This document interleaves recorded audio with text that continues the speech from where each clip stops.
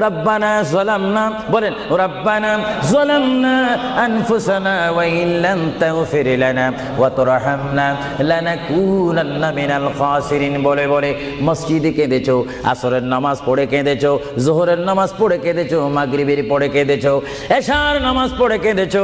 এ বান্দা, নামাজের মুসল্লা যখন বসে যাও, আমি আল্লাহকে তোমরা বারবার বল, আল্লাহ আমার গুনাহ মাফ করে দাও।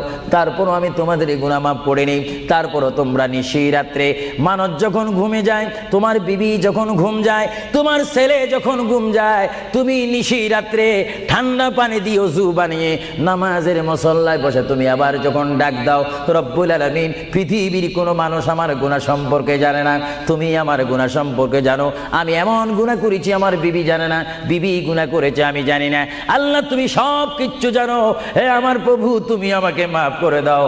আমার আল্লাহ বলে, তারপরও যদি তোমাদেরকে আমি মাফ না করি, তারপরও বান্দা তোমরা আমার রহমতের দরজা থেকে ফিরে যাইও না।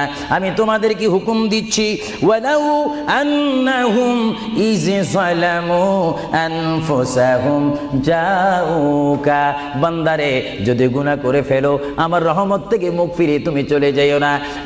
বান্দা, আকাশ পরিমাণ যদি গুনাহ করো, পাতাল পরিমাণ যদি গুনাহ করো, সাগরের পানি পরিমাণ যদি গুনাহ করো, পাহাড় তুলনায় যদি তুমি গুনাহ করো, আমার দরবার থেকে তুমি নিরাশ হইও না। বান্দা, আমি তোমাকে একটি রাস্তা বাতাই দিচ্ছি, একটি পথ তোমাকে আমি দেখাই দিচ্ছি। সেই পথটি কোন পথ তোমরা জানো? ওয়ালাউ আন্নাহুম ইয যালামু আনফুসাহুম জাউকা।